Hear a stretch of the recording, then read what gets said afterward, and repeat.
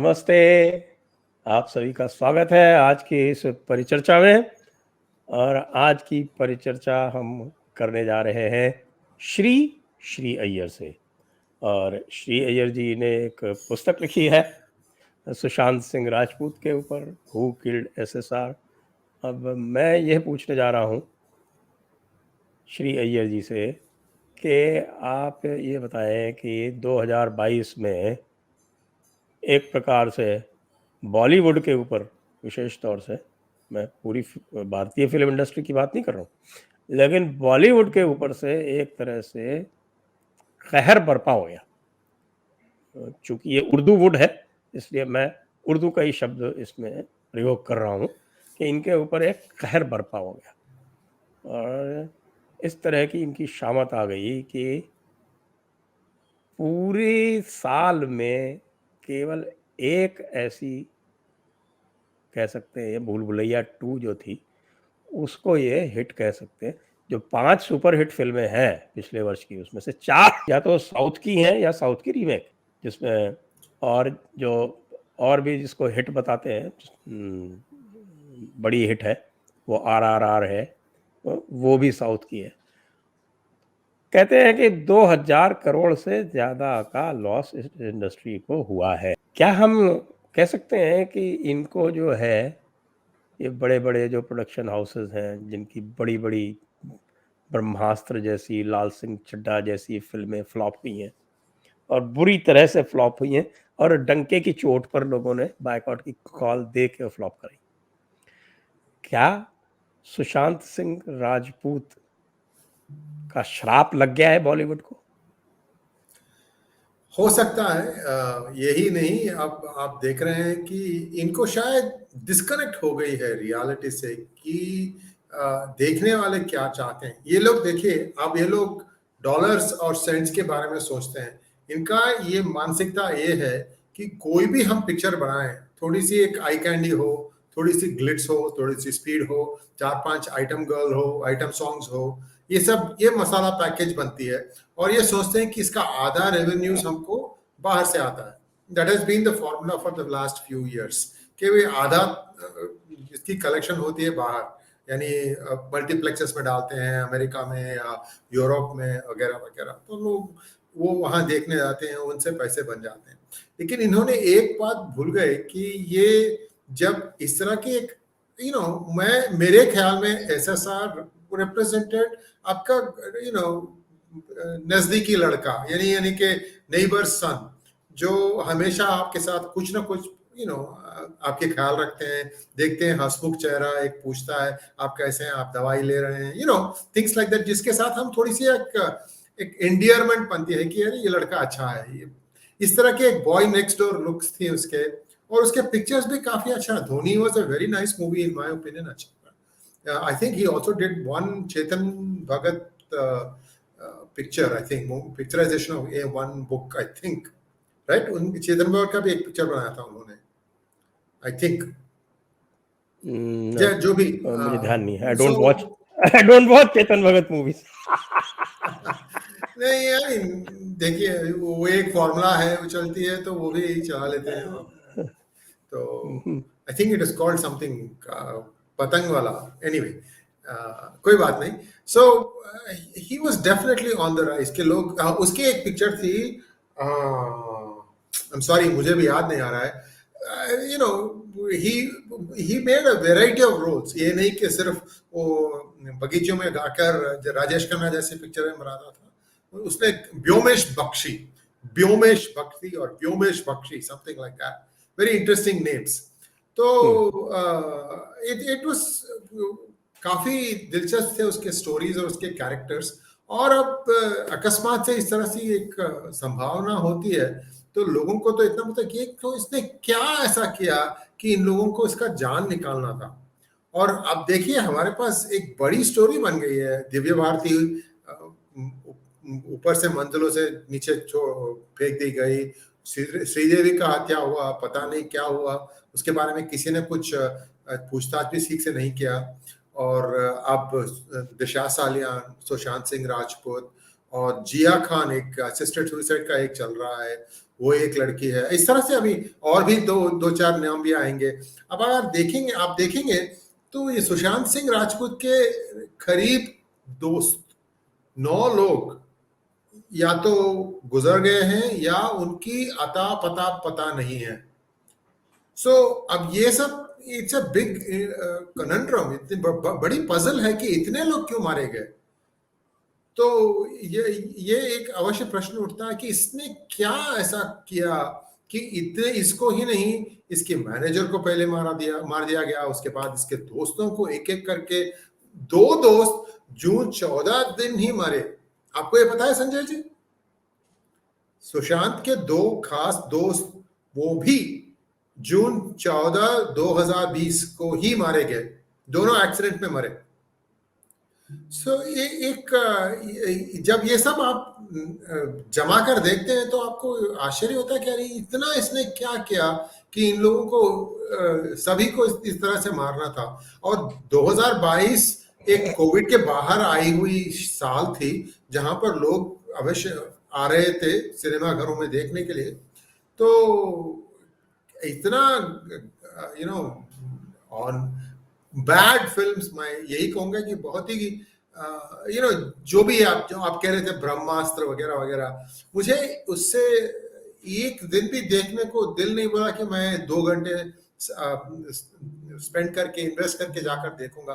क्योंकि आजकल पिक्चर देखना एक बड़ी समस्या हो गई है संजय जी।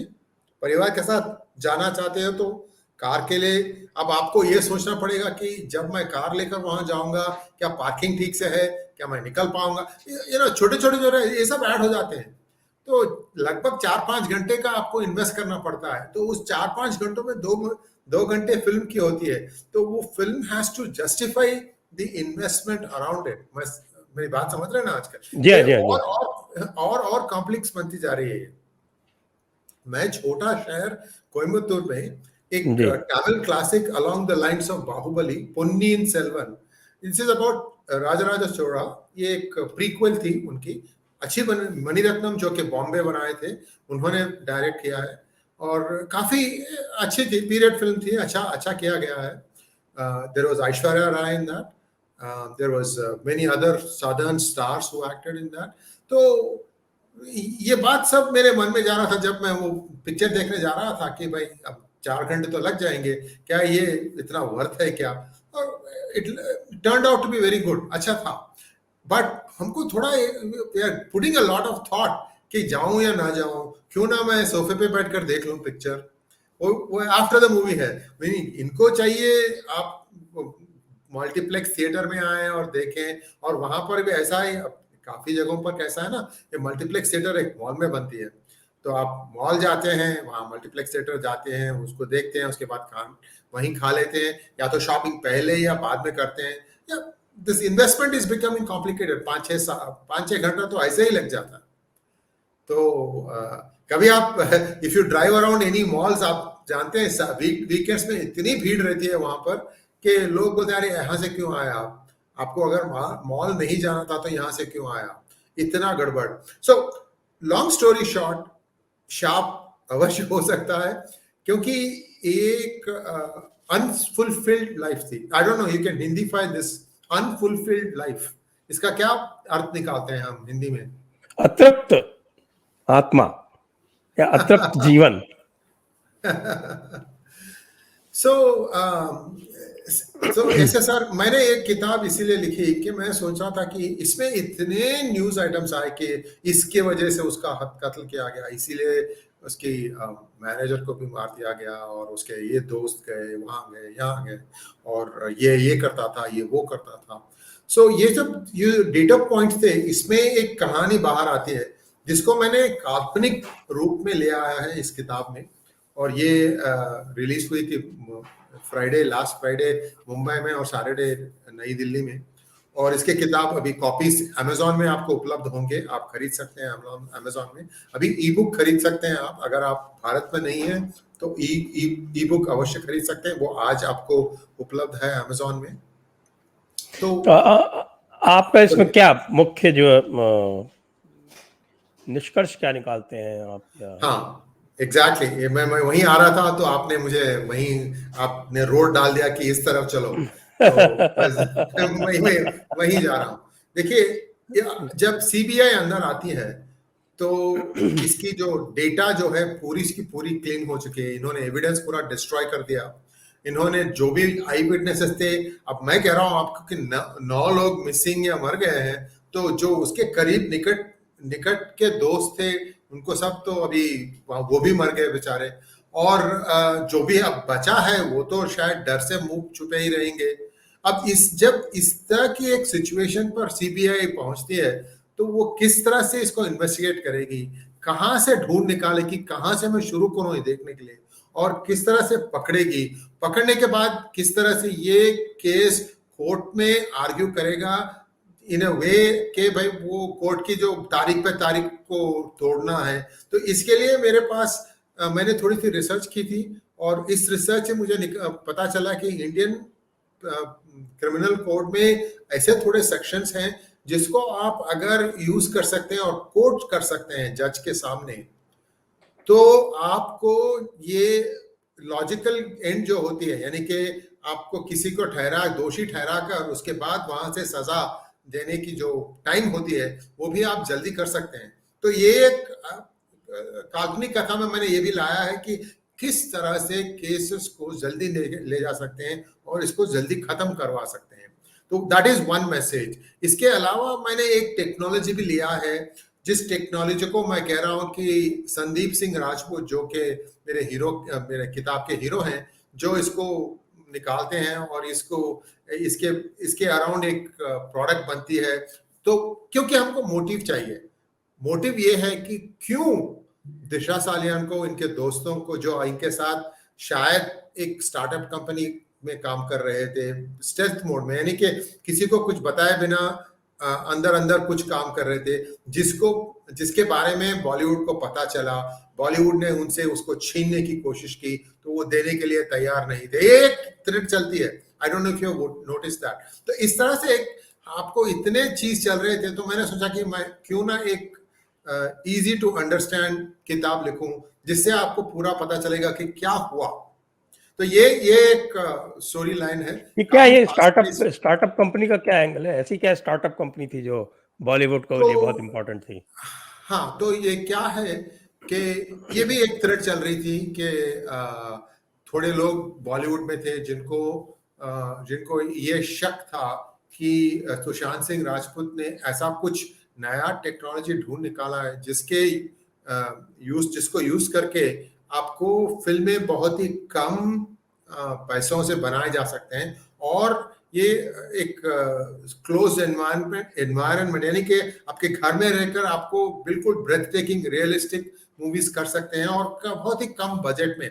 यानी मेरा कहना का घूम फिर के मैं ये कह रहा हूं कि ये बिग बजट जो होती है ना, big budget hero, big budget story, big budget heroine, locations, ये सब निकाल सकते हैं आप बहुत ही कम पैसों में। 4 लाख डॉलर, जो कि 3 करोड़ या 4 करोड़ रुपया, इसके आसपास, इसी में आप पिक्चर बना सकते हैं, मेकिंग ऑफ द पिक्चर। और अगर आप जब देखेंगे पिक्चर को, तो आपको पता नहीं चलेगा कि क्या ये असली सेट पर जाकर इसने निकाला है, असली लोकेशन पर जाकर, जो भी है, मेडिटेरेनियन आइलैंड हो या कोई और दुबई का जो बुर्ज खलीफा के ऊपर हो, इस तरह के, तो इस रियलिस्टिक इफेक्ट्स के साथ। तो इन लोगों को अनुमान था कि सुशांत सिंह ने इस तरह की कुछ नई टेक्नोलॉजी डेवलप की है, जिसको वो इंडस्ट्री के अंदर यूज करना चाहते थे, जिसके वजह से उसको यूज करके वो बड़े बड़े पिक्चर्स, जो कि कम बजट में, ताकि इसकी मैक्सिमाइजेशन होगी प्रॉफिट। लेकिन इसके वजह से क्या होगा कि ये बड़े बड़े जो नाम हैं, जो अब ये खान, ये दाऊद इब्राहिम की जो डी कंपनी की सिंडिकेट जो चल रही है, अब देखिए ये लोग तो पैसा देते हैं बहुत ही बड़े बड़े इंटरेस्ट रेट्स में, तो इससे आप वहीं से फंसते हैं ना लोग। आज अगर आप देखेंगे बॉलीवुड की फिल्म की फंडिंग कहां से हो रही है। एक जमाना था जब there were actual producers who used to produce, जिनके पास पैसा था, वो नॉर्मल कंपनी बनाते थे, जिस तरह के राज कपूर थे, तो उनकी एक कंपनी थी, कुछ company RK Films I think, वो कंपनी निकालती थी, एक प्रॉफिट लॉस की तरह चलता था, एक प्रोडक्ट थी जो कि आपकी फिल्म थी, और प्रोडक्ट आप अगर अच्छा बनाते हैं तो फिल्म के रॉयल्टीज आएंगे। अब बॉबी मोटरसाइकिल देखिए, आपने सुना होगा, बॉबी के टाइम पर काफी मर्चेंडाइजिंग भी हुआ था। I am talking about 1973। जी काफी मर्चेंडाइजिंग हुआ था, ये इस तरह का शर्ट पहनो, इस तरह के ये पहनो, वो पहनो, गॉगल्स पहनो, वगैरह वगैरह। तो वो जाकर अभी तो आप कभी नहीं पता कर सकते हैं कि किसका पिक्चर है। जस्ट द ओनली नेम जब मेरे सामने आ रहे हैं वो धर्मा पिक्चर्स, जिसका करण जौहर है मोहरा। अब पता नहीं कि उसके पैसे कहां से आ रहे हैं। सब you know everything is black money और ड्रग्स मनी और कुछ। तो ये इनकी जो एक चैनल थी, ये ये इलीगल ड्रग्स मनी को ले आओ अंदर, उसको सफेद करो। और अभी भी मैं सुन रहा हूँ एक नया साजिश चल रहा है। मैं आपको एक मिनट रोकूंगा यहाँ पे। ये या जरा, ये मनी लॉन्ड्रिंग किस तरह से होती है? आप तो बहुत, आपने व्हाइट और ब्लैक पे बहुत स्टडी की है हाँ और हाँ। आपने किताब भी लिखी है इसके ऊपर। तो ये व्हाइट ब्लैक मनी और व्हाइट मनी, ड्रग्स मनी, इसको व्हाइट करने का धंधा ये कैसे होता है फिल्मों के माध्यम से? देखिए, अब आजकल इनकी जो पेमेंट जो हो रही है, पूरे पैसे आपको रुपयों में नहीं दे जाते। एक एक एक फ्रैक्शन होती है, एक कट होती है जो कि आपको बाहर पे किया जाता है। और आप हर एक फिल्म के लिए दो चार नए कंपनियों बनाते हैं। हीरो बनाता है अपना खुद का कंपनी, और जो भी बड़े बड़े हिस्सेदार हैं वो लोग अपने कंपनी बनाते हैं। उस कंपनी से कंपनी डीलिंग होता है, production company will deal with that company, उसके दो चार हिस्से होते हैं। तो ये यहाँ का कट ऐसा है, ये रॉयल्टी के लिए इतना लेंगे, वगैरह वगैरह। लेकिन इसका सब क्या है, they are creating shell companies to create आपको गवर्नमेंट की आंखों में एक पर्दा डालकर, ताकि उनको दे कांट फाइंड आउट कि कहाँ कहाँ जा रहा है पैसा। So automatically it is getting paid outside, क्योंकि देखिए पैसा बहुत बाहर से भी आ रहा है। मैंने कहा था कि अगर 100 लोग देख रहे हैं, नहीं 100 करोड़ का सेल्स है, तो उसमें 50 करोड़ करीब करीब बाहर हो रहा है। बाहर का पैसा जब इंडिया के अंदर आता है तो वहां पर काफी हद तक ये मनी लॉन्ड्रिंग की चीज होती है। तो आपको ऐसा लग रहा है कि हर पिक्चर लॉस में ही जा रहा हो, इस तरह से करते हैं। दूसरा चीज मैंने सुना है कि ये लोग जब फिल्म को रिलीज करते हैं कोई एक मल्टीप्लेक्स में, अगर वो ओनर मल्टीप्लेक्स का इनके साथ है, तो उसमें ये लोग काफी राइट ऑफ करते हैं। बोलते हैं कि पूरी हाउसफुल थी और इतने पैसे आए, लेकिन वहां पर कोई नहीं होगा। तो इससे क्या होता है कि आप ऐसा दिखा सकते हैं कि इतने पैसे आए, लेकिन उसका कुछ we incurred a loss in this. ये इस तरह के नए नए कुछ स्कीम्स बना रहे हैं, ऐसा मैंने सुना है। ये सब छोड़िए, बड़ी बात यह है कि जब आपकी बॉलीवुड इंडस्ट्री एक सॉफ्ट पावर है भारत की, उसके पूरी अकाउंटिंग ठीक से नहीं हो रही है। तो जब अकाउंटिंग ठीक से नहीं हो रही है तो लॉन्ड्रिंग हो रहा है और कहीं स्टैशिंग हो रहा है, यानी they will under report their profits outside of India, और यहां पर दे आर ओवर रिपोर्टिंग। तो क्योंकि लोग पूछेंगे, अरे इतनी बड़ी स्टारर फिल्म है, आपने 200 करोड़ खर्च करके ये पिक्चर दिखाए थे, तो कैसे आपको वसूल क्यों नहीं हुआ? क्योंकि हर गवर्नमेंट के एक ऑफिसर जाकर हर शो दरवाजा खोलकर थोड़ी देखता है कि कितने लोग बैठकर देखे थे picture. You understand what I am saying? जी जी जी जी हाँ, जी हाँ। ये ऐसा दिख रहा है ना, जैसे अभी ये पठान की बात चल रही है और हाँ पूरा हवा बनाई हुई है चारों तरफ कि सारे शो हाउसफुल है और बुक कर लिए गए हैं। लेकिन चूंकि ये आजकल ये सारा का सारा ऑनलाइन होता है, तो लोग जहाँ जहाँ हाउसफुल की बात हो रही है वहाँ वहाँ के स्क्रीनशॉट्स लेके जाकर पीवीआर पे या आइनॉक्स पे उनके स्क्रीनशॉट लेके दिखा रहे हैं कि इसमें तो सारे शो जो है वो अवेलेबल है, कोई भी हाउसफुल नहीं है, एक भी हाउसफुल नहीं। तो ये लगातार ट्विटर पे ये चल रहा है। तो ये जो धंधा है, ये वाकई थोड़ा समझने की आवश्यकता है। बहुत ही ज्यादा है ये। इसमें नए नए तरकीब निकाल रहे हैं संजय जी।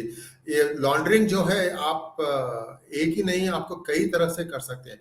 जब दोनों पार्टी तैयार है, यानी कि खरीदने वाला और बेचने वाला, आपको गेम खेलने के लिए, तो आप कहाँ पर भी जा सकते हैं। यहां से ही प्रॉब्लम शुरू होती है। जब तक एक साइड ऑनेस्ट था, तो ईमानदार था, तो आपको दूसरा साइड को इजीली पकड़े जा सकते थे। आप दोनों साइड ये खेल खेल रहे हैं। आप तो जानते हैं कौन सी कम्युनिटी में काफी हद तक ये पैसा फिरता है, और वो लोग तो पूरा मनी बेस्ड इकोनॉमी ही करते हैं। तो ये it's a problem in its own. And मैं तो सुन रहा था कि पिछले साल के कई पिक्चर्स के फंडिंग के बारे में भारत की सरकार खोज कर रही थी कि इसकी सोर्स ऑफ फंडिंग कहाँ से आई है, किसको कितना मिला है, कहाँ दिखाया जा रहा है। तो अभी क्योंकि India has up it's game, किस तरह से पैसे कहाँ से आ रहे हैं ये बहुत देख रहे हैं, निगरानी बहुत ज्यादा हो रही है। मैं देखिए, मैं लेजिटिमेटली, अब देखिए ये किताब है, मेरी किताब कहाँ गई, हाँ ये किताब है। इस किताब की कॉपीराइट जो है मैं यूएस में रजिस्टर करता हूँ, क्योंकि मैं यूएस में रहने वाला हूँ। इसकी कॉपीराइट मैं वहां रजिस्टर करता हूँ, लेकिन इसको जो प्रिंट करता हूँ, ये प्रिंटिंग किताब मैं इंडिया में करता हूँ, और प्रिंट इसकी डिस्ट्रीब्यूशन भी इंडिया में ही होती है। तो but when I have to pay the printer, मैं यूएस से करता हूँ क्योंकि मेरी आईपी वहां पर है, क्योंकि कॉपीराइट वहां पर है, तभी मैं उसको क्लेम कर सकता हूं। अगर समझो कोई इस पिक्चर इससे इस पर पिक्चर बनाए किसी ने, तो मुझे I can easily find justice in US, क्योंकि वहां पर इसके लिए बहुत से मेरे पास उपाय हैं, द आउटलेट्स फॉर मी।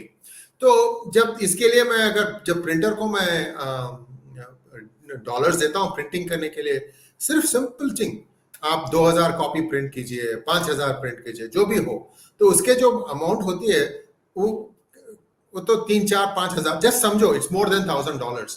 तो इसके लिए मुझे I have to give the reason in US कि मैं किस लिए इस पर्टिकुलर कंपनी को मैं ये पैसे भेज रहा हूं, और एक ट्रैक रिकॉर्ड भी देख रहे हैं वो, अच्छा ये है, ये कहाँ है लिस्टिंग अमेजोन में। सो उनको इजीली दे कैन कोरिलेट कि भाई बंदा ये भेज रहा है यहाँ से, इसके यहाँ से इसको पिकअप हो रहा है, इस पर मैं टैक्सेस भी भर रहा हूँ, क्योंकि मैं इंडिया की जो इनकम होती है मैं उसके लिए मैं इंडिया में मैं टैक्स भी भरता हूँ। यानी I am able to justify, मैं बता सक रहा हूँ कि मैंने क्या किया है पैसे लेकर। तो इस तरह की जो एक ब्लैक एंड व्हाइट जो ट्रांसपेरेंट ट्रेडिंग होती है, ये नहीं होती है बॉलीवुड में। ये लोग बताते नहीं है कितने पैसे आ रहे हैं, और इसमें माना यह भी जाता है कि जो बुकिंग पैसा होता है वो पैसे देते नहीं, क्योंकि जो पैसा जो देने का जिसको काम है, वो दाऊद इब्राहिम का कोई एक छोटा लुटेनेंट, उसका जो एक छोटा क्या बोलते हैं उसका एक आदमी होता है, हाँ उसको जाकर आप कैसे पूछेंगे कि अरे तू मेरे पैसे दे दे, वरना वो तो आपको पहले से डरा रहा है। तो ये एक प्रेशर है एक्टर्स और एक्ट्रेसेस के ऊपर, खास करके एक्ट्रेसेस पर बहुत ही ज्यादा प्रेशर है। और मैं ये सुन रहा हूं कि अभी भी दाऊद जिंदा है। आई don't know why they keep making movies about tiger जिंदा है, दे शुड से दाऊद जिंदा है, क्योंकि हर 2 साल सुनते हैं कि नहीं नहीं वो गया है, मर गया। कुछ नहीं, उसने दूसरी शादी भी की है, उसका भी एक खुलासा आ रहा है एनआईए के इन्वेस्टिगेशन में, शायद आपने तो पढ़ा 4 कर सकता है, तो दूसरी तो क्या है?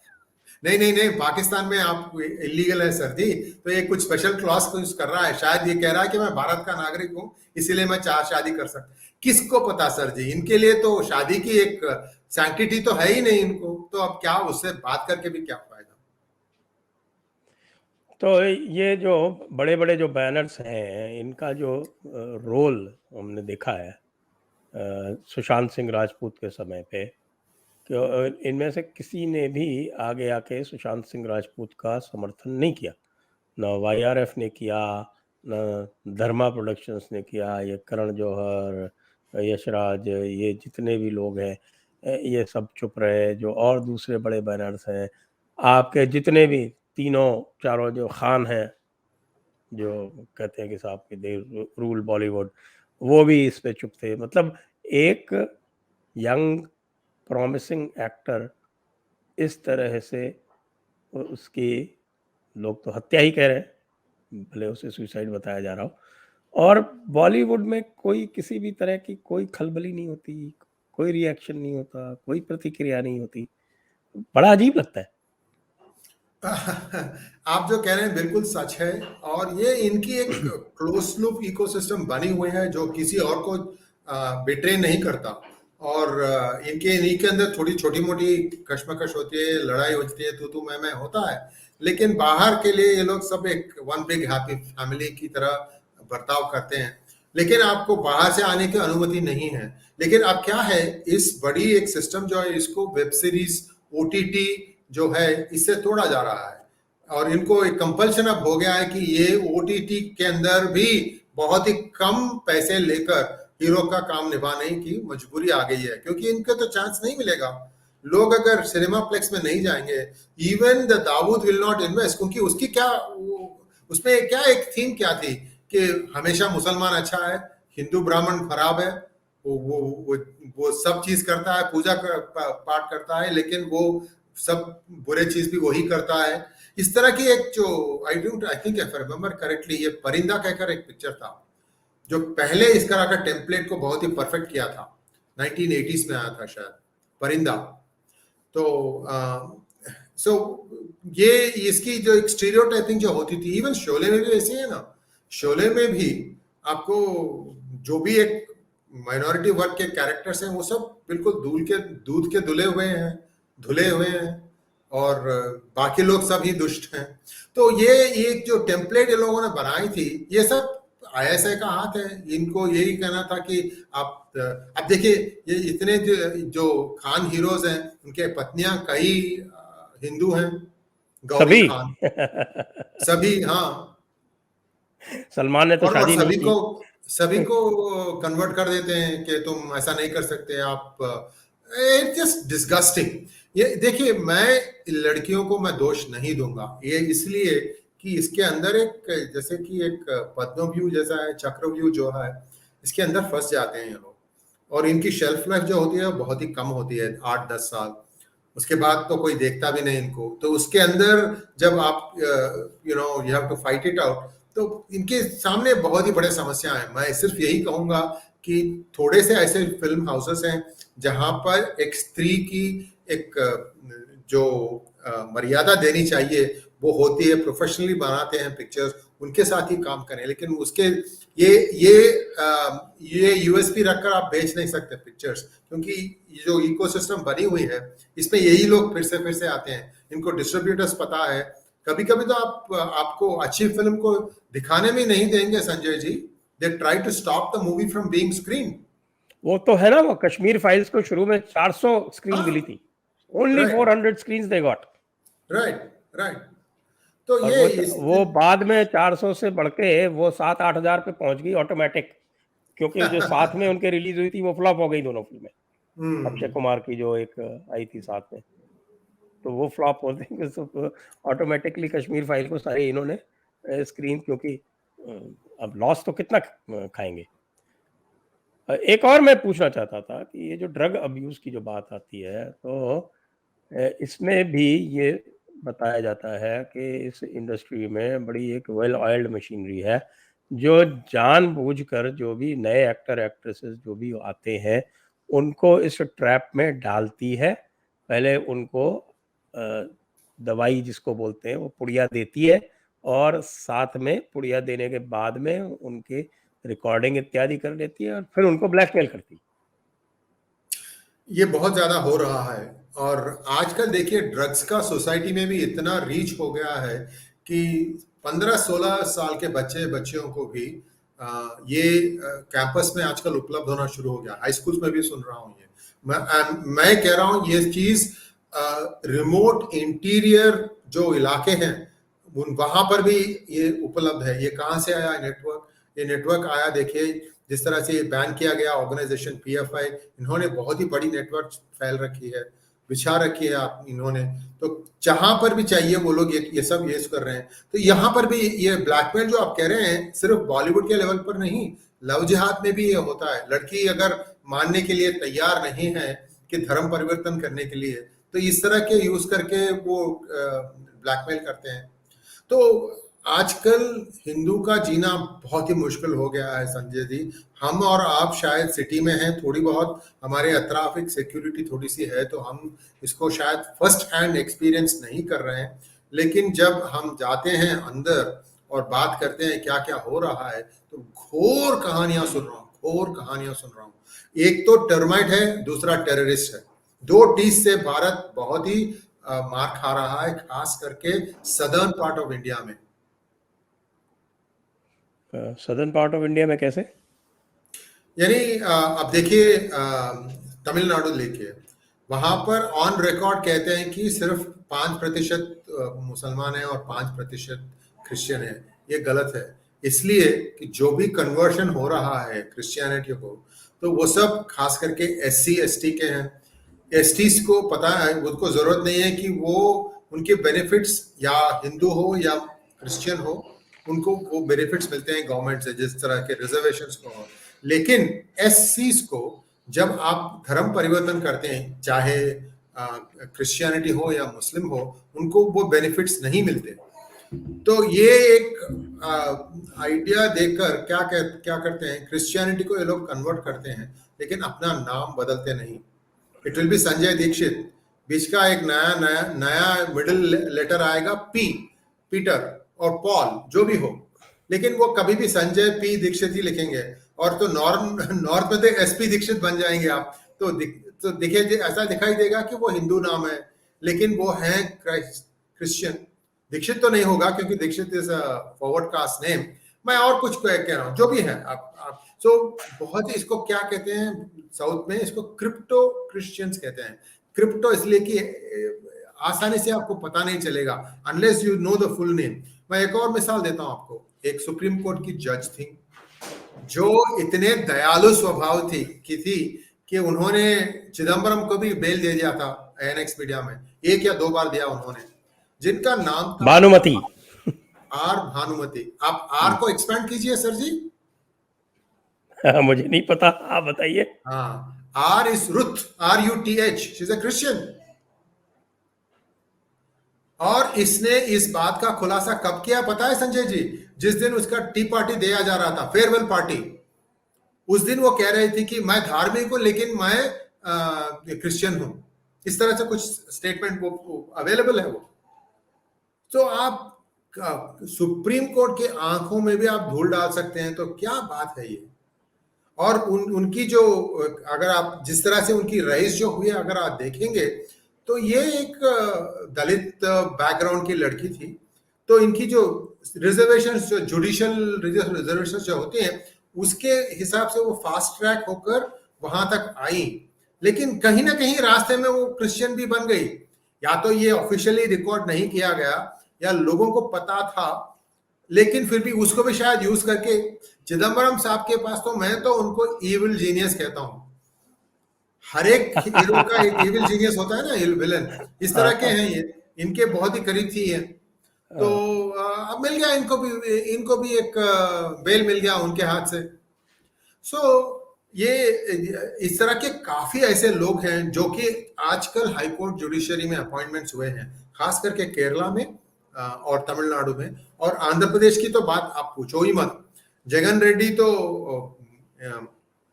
मोदी के साथ बहुत अच्छी तालमेल करते हैं, ऐसा लगता है कि वो जो कह रहे हैं ये कर रहे हैं। लेकिन इनकी एक अलग फैक्ट्री चल रही है कन्वर्शन की। मैं एक मिसाल देता हूँ। ये आते ही इन्होंने हर गांव में एक विलेज वॉलंटियर ऑफिसर, एक नई पदवी खोली।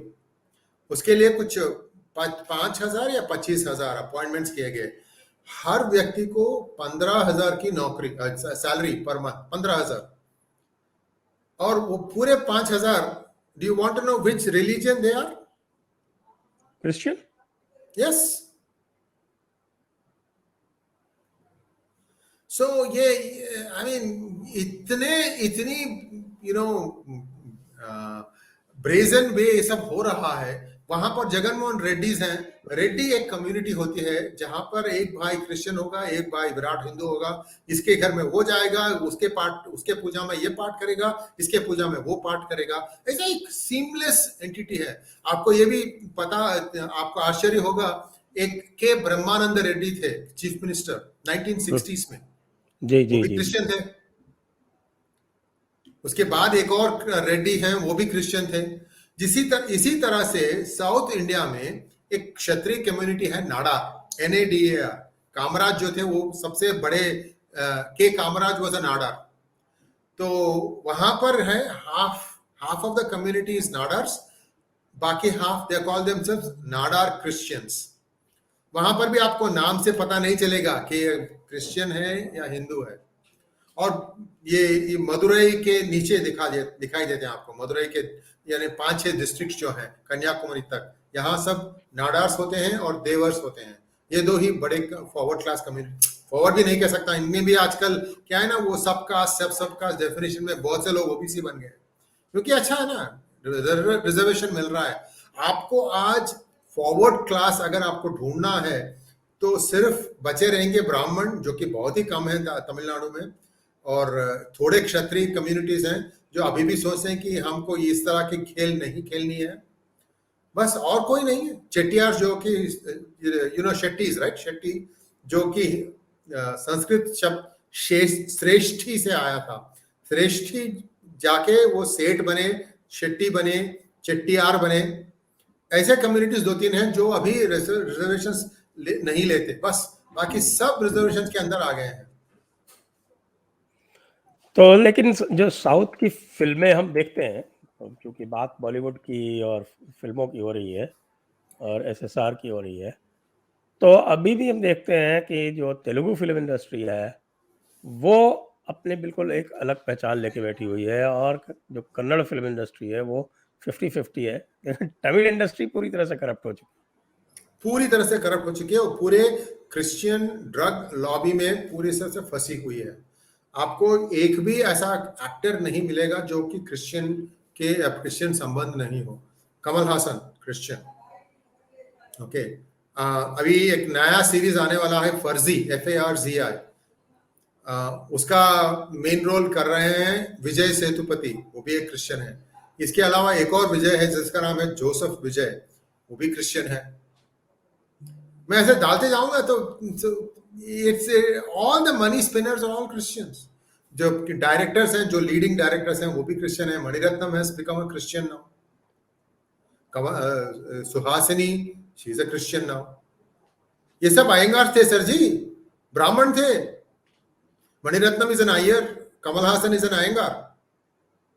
सब सब अब बदल गए हैं, पता नहीं क्या चूरन खिलाया गया उनको। ये लोग सब अपने आप को एक बुद्धिजीवी समझते हैं। अब वैसी बात यह है कि कमल हासन के बारे में कहते हैं कि constipation of ideas and diarrhoea of words. मैं आप इसको आप please translate it into Hindi. Constipation और डायरिया तो सभी समझते हैं।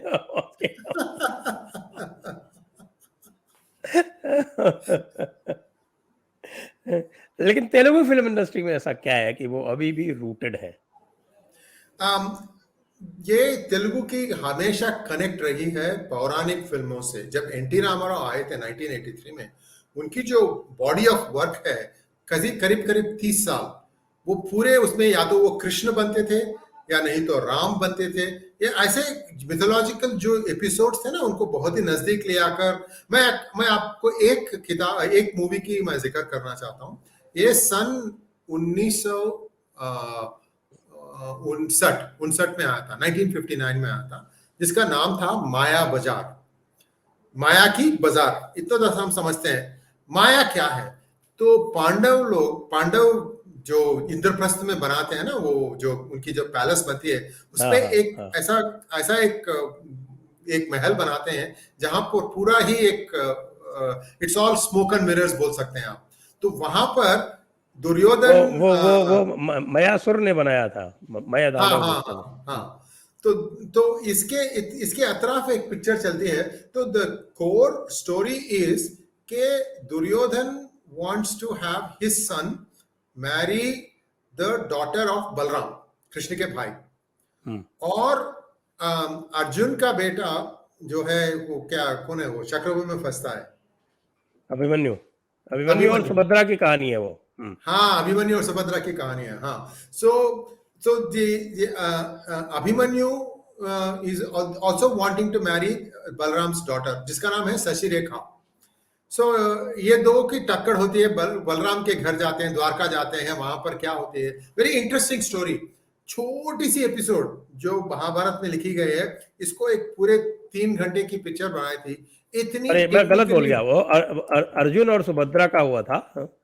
बलराम की वो कृष्ण की छोटी बहन थी। नहीं, अर्जुन छोड़िए ना, अभिमन्यु और उत्तरा, अभिमन्यु का तो उत्तरा एक है। हाँ उत्तरा उसके से दो हुआ था। तीन, हाँ उसके 2-3 वाइफ्स थे ना, किसके?